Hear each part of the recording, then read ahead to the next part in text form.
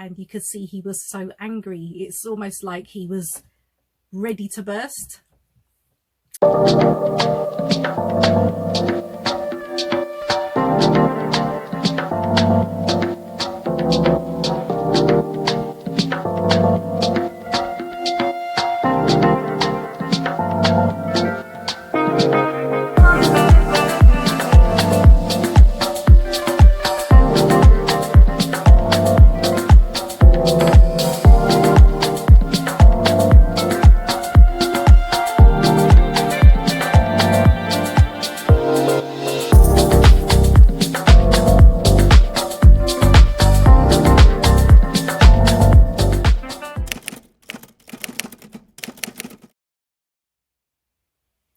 Hey guys, I hope you're all doing well and that you had a great week. To all of my house guests, come in, make yourselves at home, make yourselves comfortable. If you're visiting my channel for the first time and you'd like to become a house guest, don't forget to hit subscribe and activate all of your notifications. I'm Chez, this is Chez M0i, welcome to my place.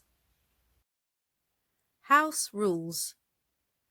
Please do not watch this video if you have absolutely no interest in the subject matter, as indicated by the thumbnail. You struggle to simply accept other people's opinions when they don't necessarily align with yours. You're a professional point misser. You are not able to engage respectfully. Remember that there are countless other channels that cater specifically to your needs and preferences. Therefore, please feel free to exit this video and engage with their content instead. Okay guys, so you don't need me to tell you that this video is twice as long as I would normally produce. There's a lot to say this week and I'm in challenge mode.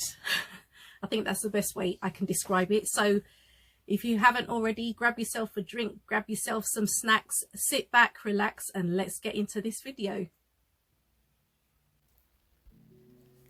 So earlier this week I had a face-to-face meeting which lasted about 2.5 hours, and then a Zoom meeting in the evening which lasted around the same time. Now both of these meetings were finance related, and to my surprise, even after 20 years of working in the financial services sector, I learned a significant amount of brand new information which will change the way I manage things going forward.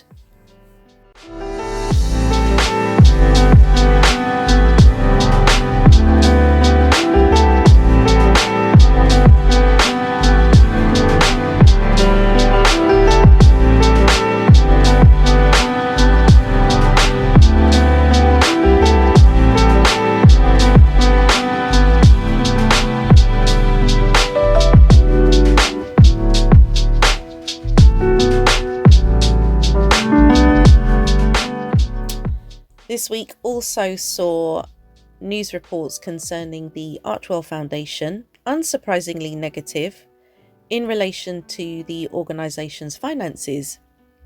Now you guys already know that I don't take things like this at face value, so I wanted to find out exactly what was being said.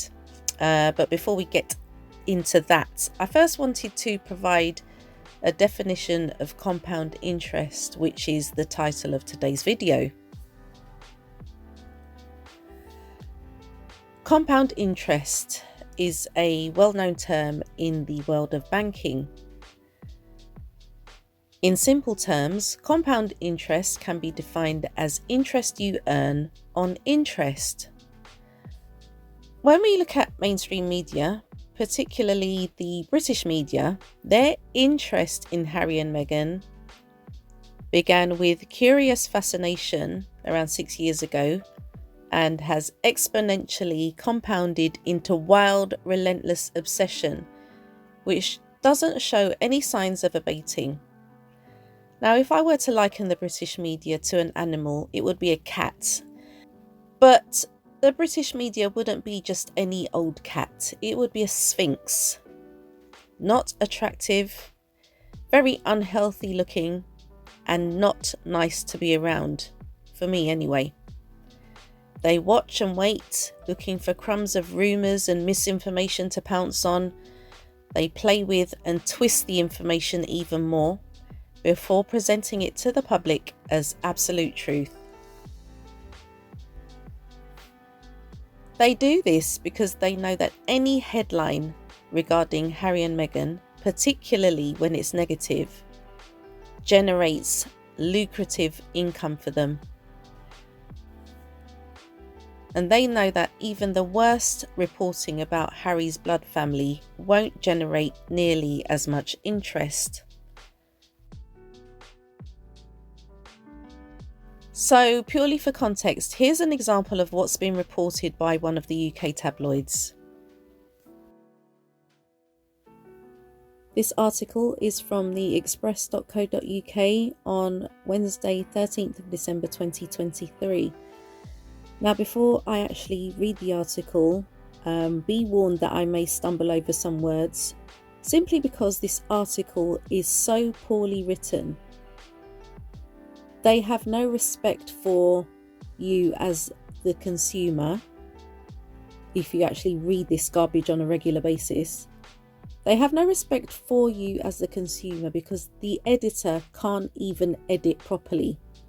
And these people are getting paid big bucks to dish out this nonsense. Where did they get their degrees from? What kind of graduates are these universities churning out when they can't even have a basic grasp of the English language, grammatically and in spelling? It's an absolute disgrace, and it's an insult to people who actually consume this information. Anyway, it says, Prince Harry and Meghan Markle's staying power questioned after Archwell accounts. And they claim this is an exclusive. Prince Harry and Meghan Markle have been branded pathetic for their pitiful workload after it emerged they only work 1 hour a week for their Archwell Foundation, the charitable organisation's US income tax returned.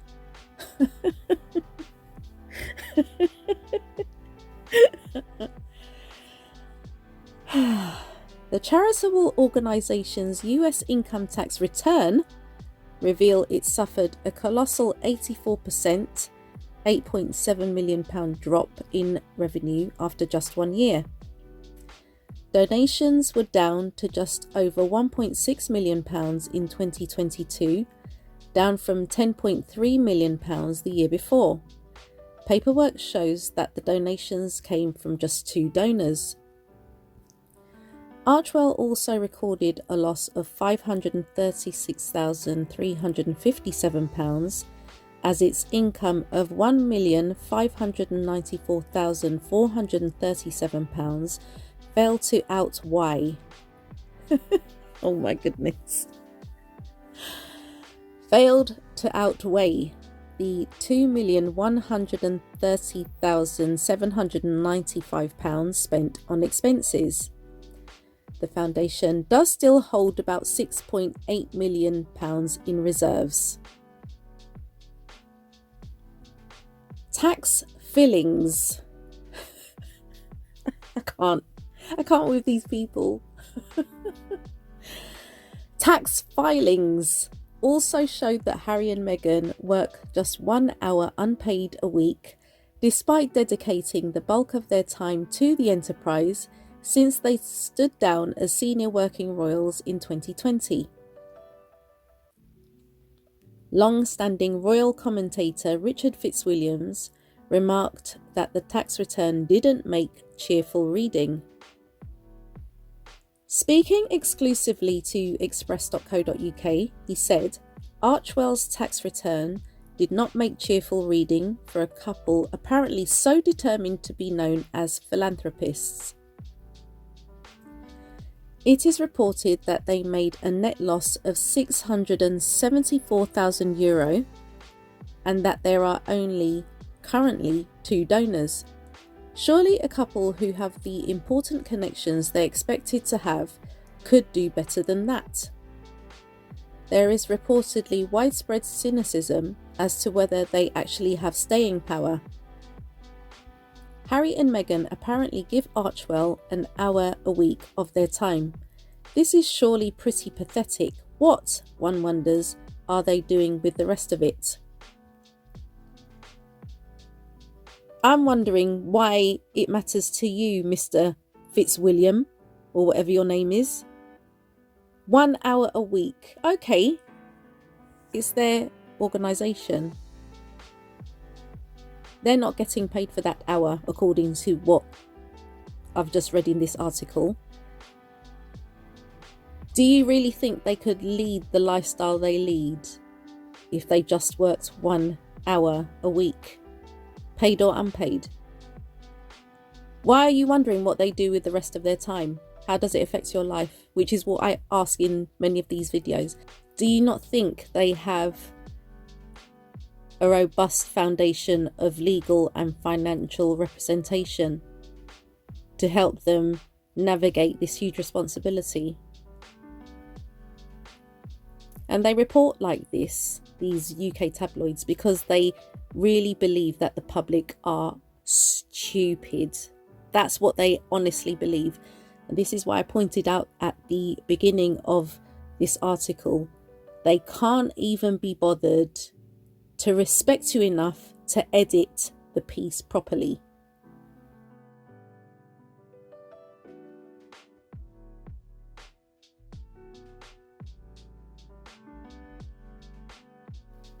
And to counter that article, here's a video I came across from Royal Sussex. Meghan Markle and Prince Harry's philanthropy org was said to have been in the red this year, but there's missing context, including the fact it's got big-time money stashed away. Sources with direct knowledge tell TMZ. A recent report suggesting the Archwell Foundation was strapped for cash after suffering a substantial decrease in revenue between 2021 to 2022 is misleading, because it doesn't take into account the org is not a corporation, folks. In other words, these sorts of things can't simply be measured in mere profit and loss. As our sources say, the Archewell Foundation is still humming like it was when it first launched back in 2020, and actually ended the year with more than $8 million in the bank. What the report harped on is the fact that in the org's most recent tax filing, it shows donations were down between 21 and 22, going from $13 million in 2021 to just about $2 million in 2022. The foundation also notes it, technically, came in at a loss at about $674,000 since its costs somewhat outpaced its revenue this past year. But like we said, context. We're told it's not uncommon for donations to decrease after a charitable org's debut year, and oftentimes the first year is often the strongest.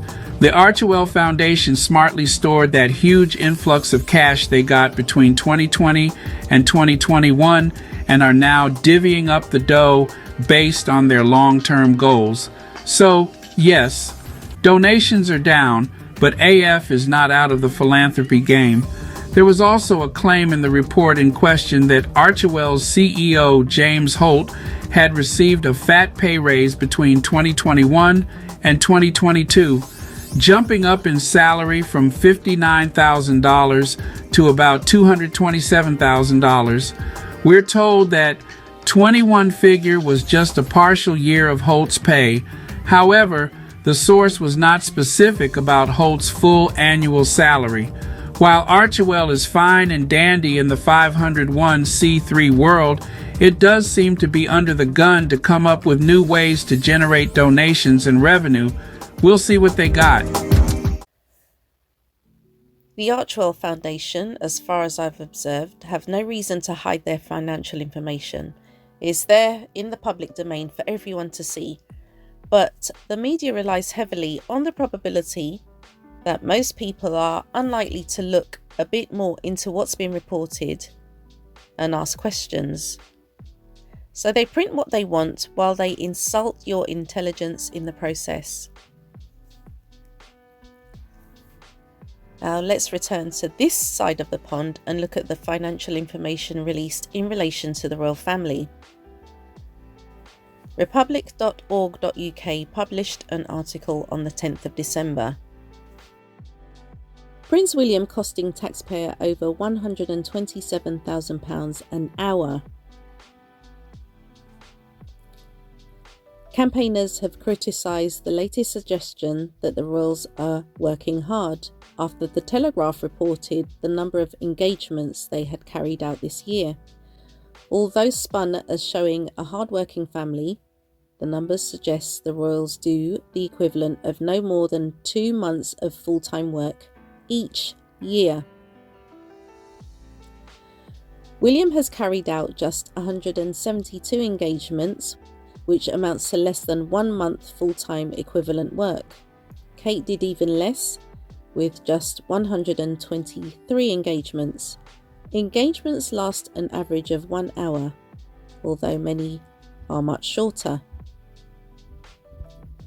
The campaign group, Republic, points out that the country effectively pays Prince William over £127,000 an hour.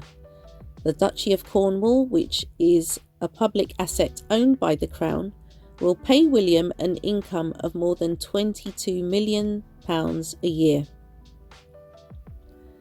Charles now receives a similar income from the Duchy of Lancaster, also a state asset. That means he's costing the country almost £52,000 an hour. Between the so-called working royals, the schedule adds up to just over 6 months of full-time work. What they do is not work in the normal sense of the word, and a substantial number of engagements are near or at their main residences. Graham Smith, CEO of Republic, called the recent figures a disgrace. William likes to claim he works hard, adding one issue after another to his list of missions. First, he'll tackle Middle East peace, then the environment, and now homelessness. The truth is he barely works at all. It takes a deep sense of entitlement and a complete lack of serious scrutiny for William, Kate and the others to rake in multi-million-pound fortunes, to enjoy the status and privileges of their positions while doing so little. Anne is trumpeted as the most hard-working of them all, yet she only managed the equivalent of 2 months of work in 2023. This is one of the many reasons to ditch the monarchy, so we can have an accountable, serious and hard-working head of state who is on a decent salary and not being lavished with an opulent lifestyle at the expense of the taxpayer. Here you can see a table of royal engagements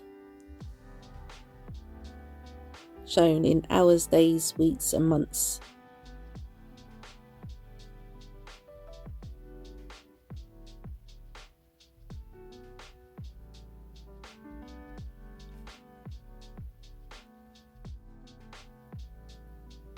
The Duchies of Cornwall and Lancaster.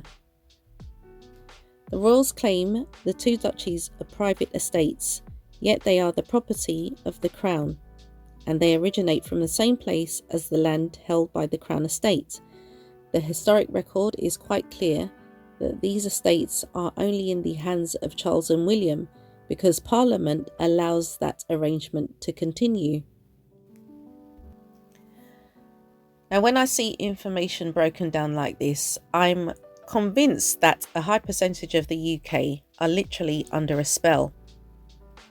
Harry used to be under that same spell, but the spell eventually wore off and the scales fell from his eyes.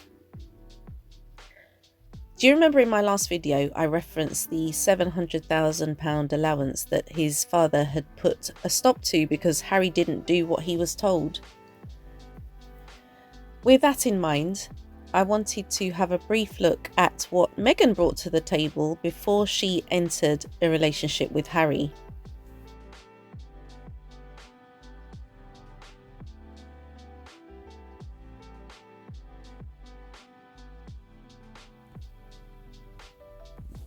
I came across this article from Blinkist.com which I found very interesting because it underscores what I guess many of us have believed all along. It is quite a lengthy article, so please bear with me. So this article was published on the 13th of November 2023, and it says, "From Hollywood to Royalty, a review of Meghan Markle's net worth. Explore the journey of Meghan Markle's surging net worth, from a successful television star to a member of the royal family and beyond.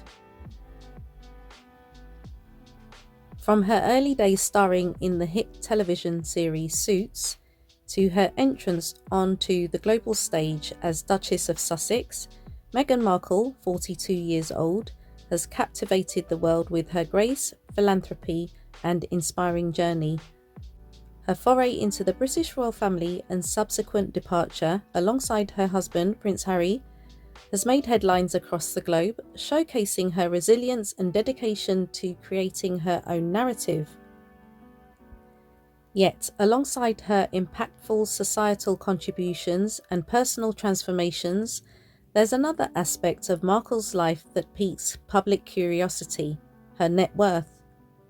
In this article, we delve into Meghan Markle's financial landscape, exploring the various facets that have contributed to her net worth and offering a comprehensive understanding of her financial journey. The facts behind Meghan Markle's $60 million net worth. Predicted estimates diverging from various reliable financial institutions suggest that Meghan Markle may be ending 2023 with an impressive net worth in the range of $60 million. As a successful actress with a major breakout role in the popular television series Suits, Meghan's past portfolio has furnished her with considerable remuneration. Upon embarking on a new chapter of marital life and embracing a royal status, Meghan, alongside her husband Prince Harry, appears to have fostered an even more promising financial outlook. Their exclusive lifestyle in the United States has not shown any signs of budget-conscious hardship, and rightfully so, with the former actress's net worth maintaining a robust standing. Meghan and Harry are not the kind of couple that could ever be described as lacking opportunities to increase their wealth. Ever since their decision to step back from royally official responsibilities, the couple has been presented with a plethora of commercial opportunities that they've embraced with entrepreneurial flair. These range from lucrative public speaking arrangements to collaborations with major corporations, and the couple have been strategic about leveraging their globally recognized names to bolster their financial status and independence. Here's one point at which I interject, because I know that there are many who are going to say they should have their titles taken away because they're making money from them. Please say the same to Sarah, Duchess of York, aka Sarah Ferguson, who, since divorcing Prince Andrew, has done nothing but leverage her title. She's written books under that title. She performs many speaking engagements under that title, and in one of my videos, I can't remember which one, I gave you the information where she commands a minimum fee of £100,000. Okay, so if you're going to say that Harry and Meghan should have their titles removed, and it won't make one iota of difference to them. First of all, Harry will always be a prince. You can't take that away from him. You can take away all his other titles, but he will always be a prince. And if you want to take all the titles away from Meghan that were bestowed upon her when she married Harry, feel free to do so. It won't make any difference, because Meghan is still Meghan, and Meghan commanded money before she entered that family, before she even spoke to Harry, and she will continue to do the same. So as I say, if you're going to demand that they have their titles removed, please do the same for Sarah, Duchess of York, because you can't apply it to one and not the other, because they're effectively doing the same thing, only that one party is more prominent than the other.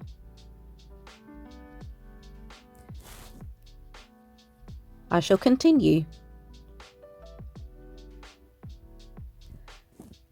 Specifically, one of the most notable financial growth avenues for the couple includes their multi-year deal with Netflix, a partnership anticipated to generate millions.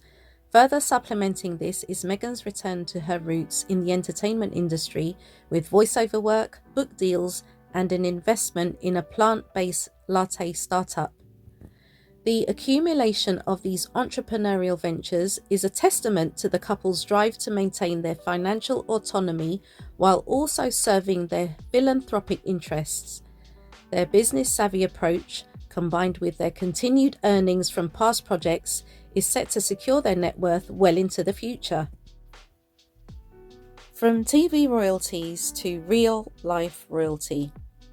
In her pre-royal life, Meghan Markle was a talented actress known for her role in the popular legal drama Suits.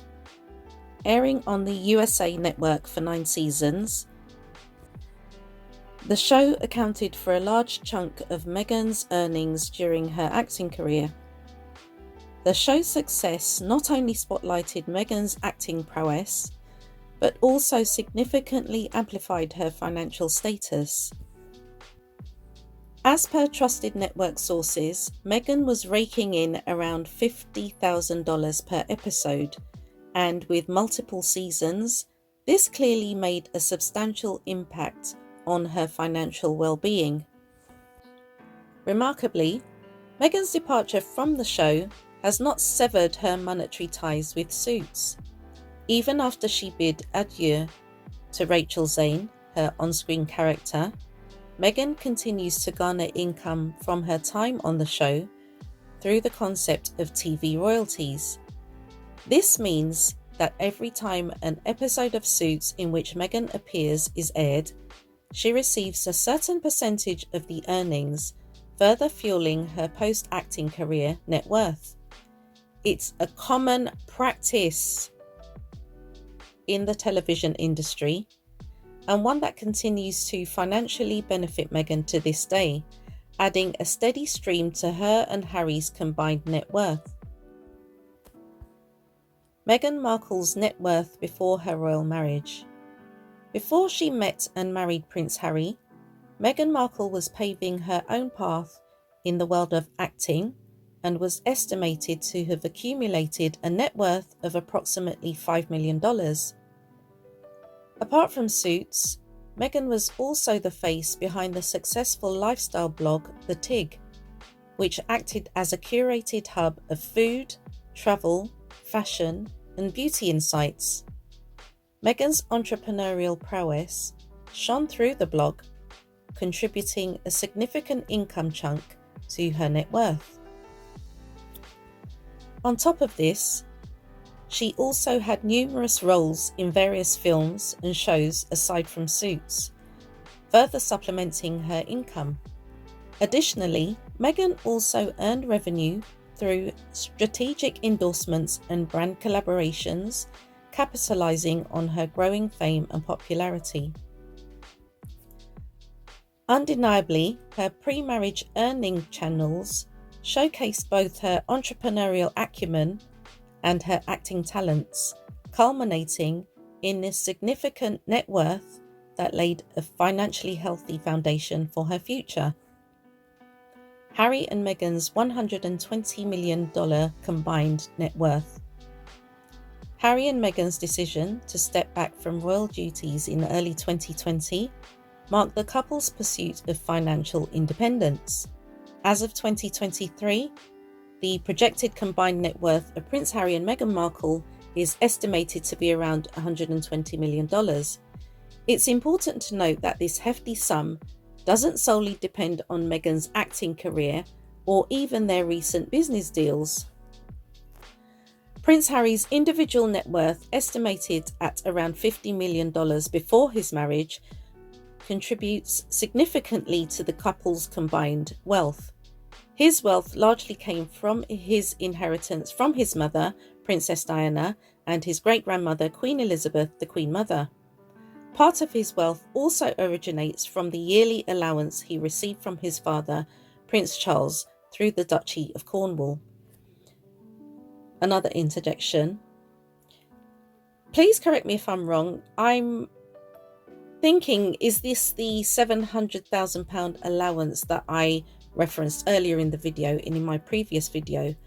I'm not 100% sure. So for all of my expert house guests out there who know this information, please feel free to drop that in the comments. On the other hand, Meghan Markle entered the marriage with an estimated worth of $5 million, mostly amassed through her success as a television actress, particularly from the legal drama Suits.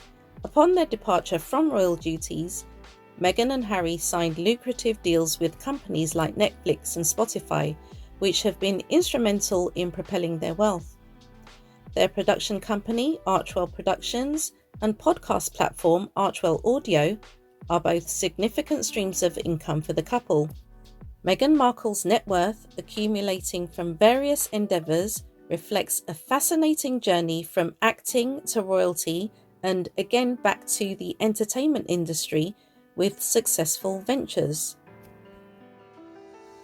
In his memoir Spare, you may remember that Harry recounted the conversation he'd had with Charles regarding future financial support.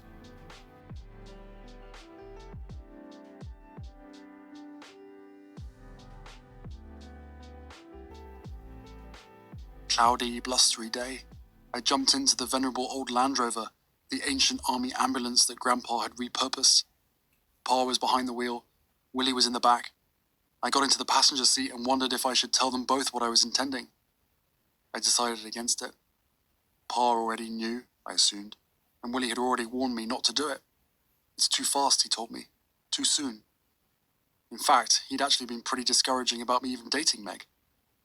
One day, sitting together in his garden, he predicted a host of difficulties I could expect if I hooked up with an American actress. A phrase he always managed to make sound like convicted felon. Are you sure about her, Harold? I am, Willie. But do you know how difficult it's going to be? What do you want me to do? Fall out of love with her? The three of us were wearing flat caps, green jackets, +4s, as if we played for the same sports team. In a way, I suppose we did. Pa, driving us out into the fields, asked about Meg. Not with great interest, just casually. Still, he didn't always ask, so I was pleased. She's good, thanks. Does she want to carry on working? Say again. Does she want to keep on acting? Oh, I don't know. I wouldn't think so. I expect she'll want to be with me, doing the job, which would rule out Suits, since they film in Toronto. I see. Well, darling boy, you know there's not enough money to go around. I stared. What was he banging on about? He explained, or tried to. I can't pay for anyone else. I'm already having to pay for your brother and Catherine. I flinched. Something about his use of the name Catherine. I remembered the time he and Camilla wanted Kate to change the spelling of her name, because there were already 2 royal ciphers with a C and a crown above. Charles and Camilla. It would be too confusing to have another. Make it Catherine with a K, they suggested. I wondered now what came of that suggestion. They turned to Willie, gave him a look that said, "You listening to this?" His face was blank. Pa didn't financially support Willie and me and our families out of any largesse. That was his job. That was the whole deal. We agreed to serve the monarch, go wherever we were sent, do whatever we were told, surrender our autonomy, keep our hands and feet inside the gilded cage at all times, and in exchange the keepers of the cage agreed to feed and clothe us. Was Pa, with all his millions from the hugely lucrative Duchy of Cornwall, trying to say that our captivity was starting to cost him a bit too much? Besides which, how much could it possibly cost to house and feed Meg? I wanted to say, she doesn't eat much, and I'll ask her to make her own clothes, if you like. It was suddenly clear to me that this wasn't about money. Pa might have dreaded the rising cost of maintaining us, But what he really couldn't stomach was someone new dominating the monarchy, grabbing the limelight. Someone shiny and new coming in and overshadowing him, and Camilla. He'd lived through that before and had no interest in living through it again. I couldn't deal with any of that right now. I had no time for petty jealousies and palace intrigue. I was still trying to work out exactly what to say to Granny, and the time had come. To me, it seems that Charles was very aware of Meghan's earning potential, which is one of the reasons he felt he had the luxury of being able to pose such a question to Harry. On the flip side, let's have a look at what Harry's sister-in-law brought to the table when she entered a relationship with William. This article is from theindependent.co.uk, published on Friday the 18th of August 2023. Queen Elizabeth reportedly told Kate Middleton to get a proper job. During the early years of Kate Middleton and Prince William's relationship, the late Queen Elizabeth II was reportedly upset with the number of vacations the Princess of Wales took. The new detail is revealed in royal expert Katie Nichols' book, William and Harry, according to the New York Post. Although the pair was engaged in 2010 and then married in 2011, Queen Elizabeth allegedly thought it would be a better use of Middleton's time to get a job rather than go island hopping. These allegedly frequent trips were to the Caribbean island of Mystique, part of the country of St. Vincent and the Grenadines.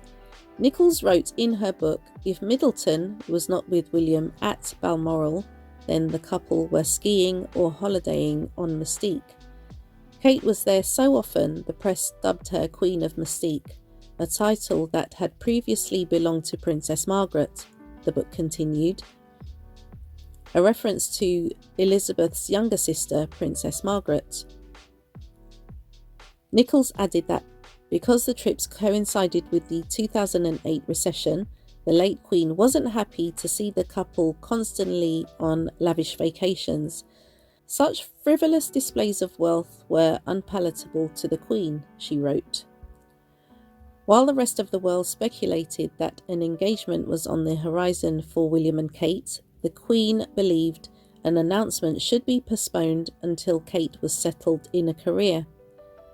At the time, a source close to the royal family specifically told the author, "It is Her Majesty's opinion that if Kate is one day going to be William's consort, then she needs a proper job." Prior to a relationship with William, Kate had worked multiple jobs, including doing the marketing for her parents' event supplies company, Party Pieces. She was also an accessories buyer for the clothing brand Jigsaw Jr. However, as Nichols writes, swanning from one 5-star holiday resort to another is not the prerequisite for a young woman possibly destined to be queen. According to the author, these words stung Kate to hear. Then it goes on to list the military titles that Kate has been given, and then it goes on to talk about William's new appointments in the military. But this paragraph is what I wanted to read. Buckingham Palace said in a statement this week, following His Majesty's accession, the King is pleased to announce further military appointments for working members of the royal family. The new appointments will continue to reflect the close relationship between the armed forces and the royal family in His Majesty's reign. But my question is, what does that actually entail? Okay, so they have these new military titles. Are they actually going to be doing anything? Does that mean they do extra work? Or does that mean they just have extra titles to their other titles? What does that mean? Is Charles now trying to justify why these guys get paid what they get paid, coming from our pockets? I don't know. I don't know how it all works. If you do, please feel free to drop your knowledge in the comments. And when we look at Kate's family business, Party Pieces, does anyone know if that tax bill's been paid yet? Don't forget, they expect us, British taxpayers, to foot that bill. Now, in Britain, to bring up the subject of money, especially how much one makes, is considered vulgar, almost taboo. So it shouldn't surprise anyone that the British media's sole objective is to whip up the public into a frenzy when it comes to Harry and Meghan's finances.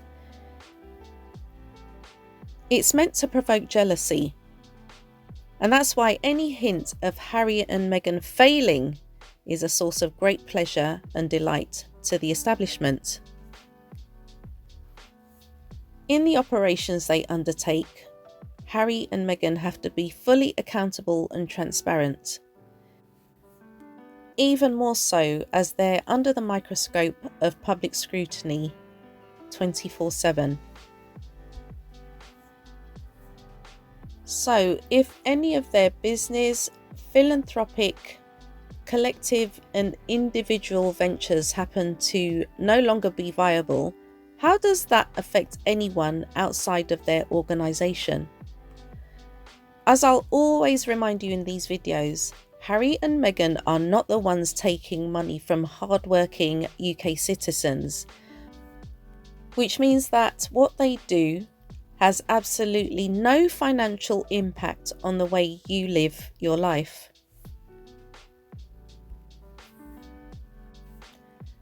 As a UK taxpayer, not only does the establishment devour your hard-earned resources while you're breathing air, something else we have to pay for, incidentally. Let me also remind you, and I've talked about this before, that if you haven't made a will, and if no next of kin can be traced, everything you've busted a gut for during your lifetime, your property, jewellery, contents of your bank account, and every other asset you've managed to accumulate, will go straight to King Charles, more generically the Crown. Now, if that doesn't concern you as a British citizen, then you truly have been bewitched. We all know that the British media literally need Harry and Meghan in order to survive. Those promoting the level of hatred we continue to witness are actually unhinged and psychotic as far as I'm concerned. And these are the same individuals who have the nerve to declare boldly that this is a civilized society. While the media's interest in them continues to compound in 2024, I'm looking forward to seeing the additional projects Harry and Meghan undertake with the prestigious partners who continue to align with them. Okay guys, I did tell you it was going to be a long one, and I don't want to prolong it even more. However, I did want to bring to your attention that yesterday, Thursday, King Charles had made a surprise visit surprise visit to the Royal Courts of Justice.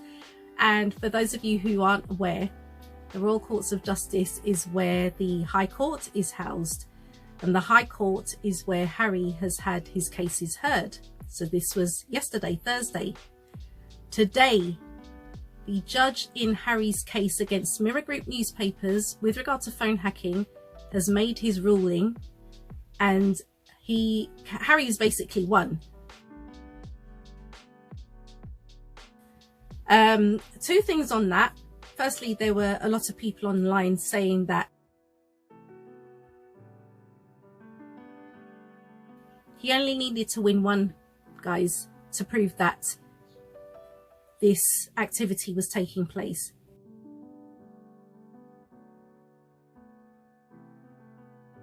So that's a win in my book.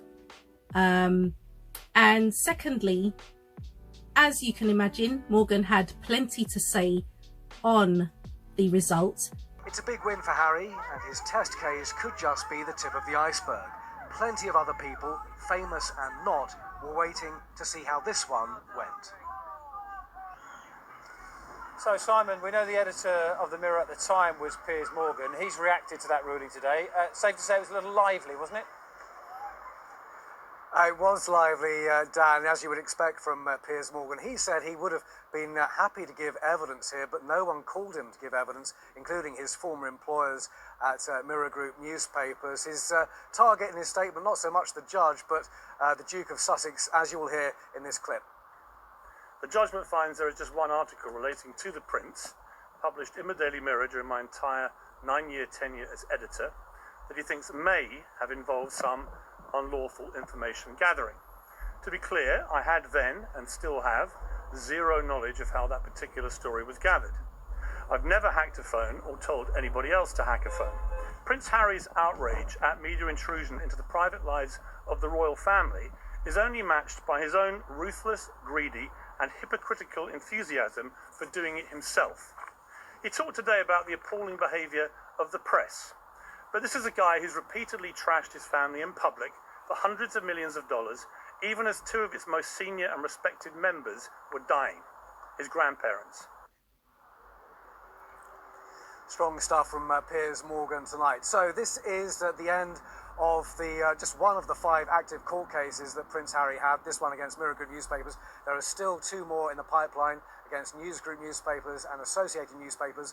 Both of those groups deny the accusations against them. But as far as the findings here go, there may be more to come. We will find out in the coming months. Okay, Simon, thank you for that. Simon Viger outside the High Court for us tonight.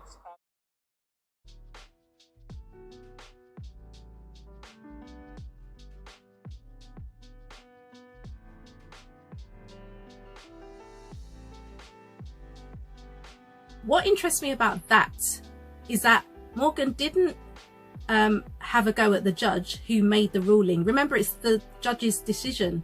He went straight for Harry, and basically all the insults came out, and you could see him. I don't know whether any of you guys saw the news clip when he was stood outside his house, I believe, and you could see he was so angry. It's almost like he was ready to burst. And I think the reason, obviously for obvious reasons, he was annoyed, but I think now he's going to be under much more scrutiny, because he's always denied that he had any involvement in phone hacking. He's gone as far as to say that he has never shown anyone how to hack a phone. He doesn't know how to hack a phone. But I did a video earlier this year, I believe, and I apologize, I can't remember which. I think it was the one, I can't remember the title, but this was a court case that Harry had attended earlier. And I think it was in that video where I showed Jeremy Paxman was in an inquiry, and he was asked the question to the effect of, does he know how to hack a phone? And he basically said that Piers Morgan had shown him how to hack a phone when they were at some dinner or some event or something. And he told him, you know, what to do. I don't personally believe that Jeremy Paxman was lying, but it's all out there in the public domain. So yeah, that's what's happened in the last day or so. So with that, guys, I'm going to end the video here. If your thoughts were provoked in any way, don't forget to give this video a thumbs up. And if you haven't yet become a house guest, don't forget to hit subscribe and activate all of your notifications. I want to take this opportunity to thank you guys so much for watching. Enjoy the rest of your day, and you shall catch me in the next video.